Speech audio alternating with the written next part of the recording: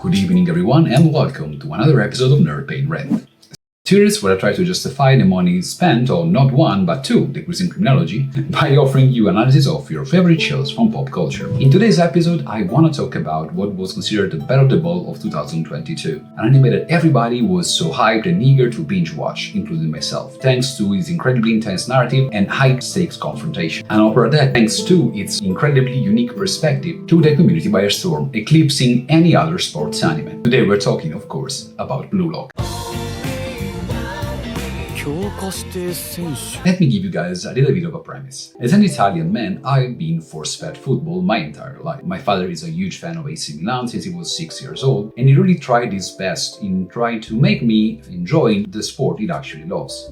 But I couldn't. I find football so boring. The match lasts too long, the field is so wide, there causes so many dead moments of just people running around the ball. I just don't get the allure, and I'm sorry that I failed you so badly. But thankfully for my family, my little brother grew up to be a huge football fan. So my father actually has somebody to share the weekly match with. But then you may ask, why did you decide to watch an anime that was about football, a sport that you clearly despise? And that would be a very fair question. And the answer lies in the drama. You see, everything in Blue Lock is embedded with extreme drama. Every action, every indecision, every line of thoughts is tied with huge consequences. And I love that. I love that every single shot will end somebody else's career. And everything gets so intense that I start caring even about, are they going to offense, are they going to defense, are they actually doing their warm-up right? And that's the incredible power of the narrative that we have in Blue Lock. So what is Blue Lock about? The story begins after the Japanese national football team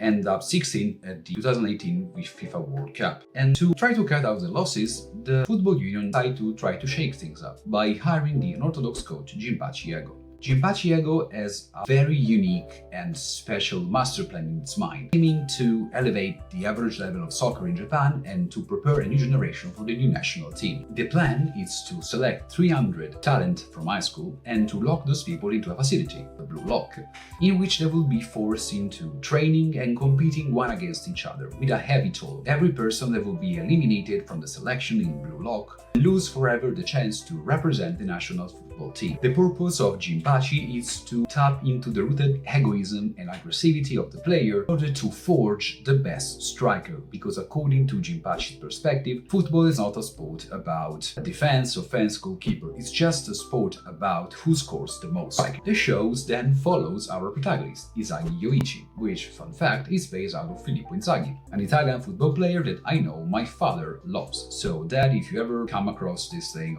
I'm pretty sure you will appreciate this thing. He follows Isagi Yoichi, an unknown high schooler that has been conflicted about his altruistic way of playing football. That once he gets selected for the Blue Lock initiative, it finds itself in the perfect environment to fuel its ambition and its desire to be the best of the world. Let's now dive into the core of the channel, being the criminological and academic analysis of the show. The one offered by Blue Lock is extremely interesting because once we walk inside Blue Lock, we start to face a completely different society. A society that does not abide to the work of the normal socialization, but works on the contrary aspect, because it's a society that is based on competition, on clashes, that promotes rivalry and praises and incentivizes the rise of the single against the masses. And the one depicted in Blue Lock, it's perfect, it's the holy grail for people in social sciences that want to study how and why specific environment can dictate, shape and influence individual and their line of action. Due to the fact that technically this is a sports anime, I had a lot of fun in trying to understand and figure out theoretical and criminological approaches that made me understand better the kind of socialization happening inside of Blue Lock.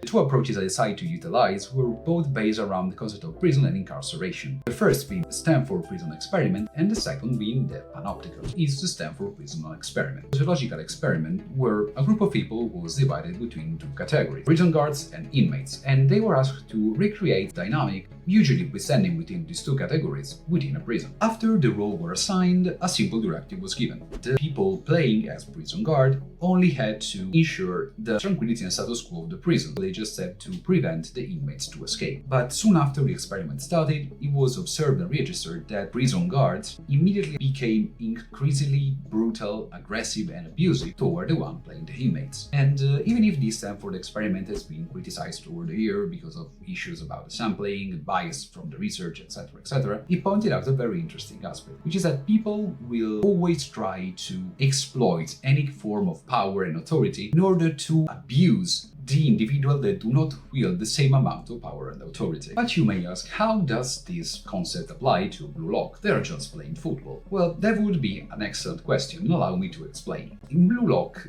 you can see that it's a structure that none of the participants is allowed to leave, but at the same time, none of them actually desire to leave, because for how the rewarding system is created, the essence of Blue Lock is just discouraging people from leaving the facility. And on the other end, it encouraged everyone to try its best to prevent them from the facility, and in the same time to try their best to make other people fail. And because of this very interesting dynamic, I do believe that all the participants also recover the role of prison guard, because yes, they technically are inmates because they cannot leave the city, but also they are prison guards in the sense that they can do whatever they want in order to assure that other people leave the facility. Therefore, any participant in Blue Lock become the essence of the prison guard, since it's not only push, but it's also reward in trying to commit any kind of psychological abuse toward other people in its way to rank into the top. And that is very interesting because I think the best example of this can be found in our protagonist, Izagi Yoichi, at the end of episode 1, when he really crushes Kira's dream and aspiration of becoming part of the national team, and you can really tell by the way in which the action is portrayed, the way Izagi is behaving, how much he's enjoying in this.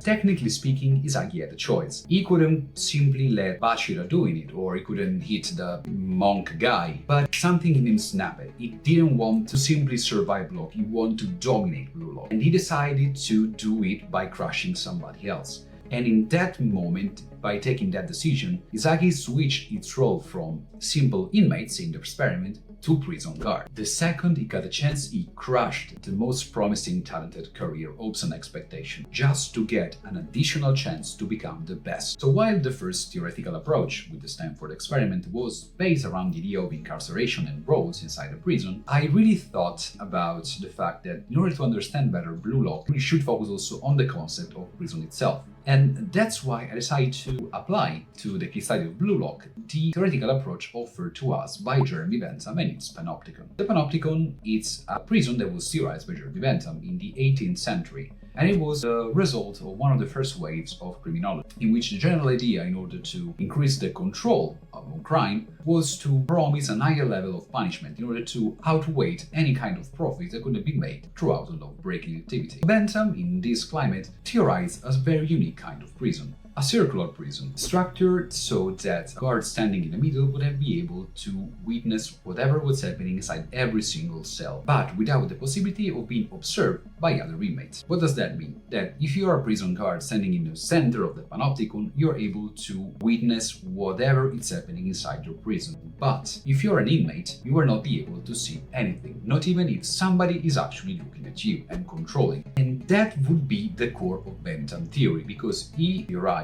that the mere chance of possibility of being observed and therefore being punished in case the law was broken would have forced the inmates to behave in a more pro-social way, a facility specifically designated to influence people's behavior. There are technically a lot of similarities between Blue Lock and the Panopticon. They are both prisons. The participants to the Blue Lock experiment are not allowed to leave the facility. They sleep and eat in the designated area. They are given specific uniform, and they are allowed just to leave the room to do specific activities as workout or the match that we can be considered as a parallel to the yard time. But moreover, the most interesting parallelism lies in the fact that the inmates, as the participant in Blue Lock, are constantly observed. While in the Panopticon, this kind of observation and control would occur throughout the watchtower in the middle, In Blue Lock, it occurs throughout the sensor and the body camera in their suit. They are constantly monitored and data are collected by Jinpachi Ego, that technically is always watching but never seen. And furthermore, both structures are based on the idea of triggering a specific kind of behavior. And that's where the Panopticon and Blue Lock actually could become solar opposites one to each other. Because while Bentham theory is all based about the fact that control, even if it's not actually visible but just perceived control, can influence behavior throughout a social direction, Jinpachi's idea is the complete opposite. Since the goal, and that's the pun intended, of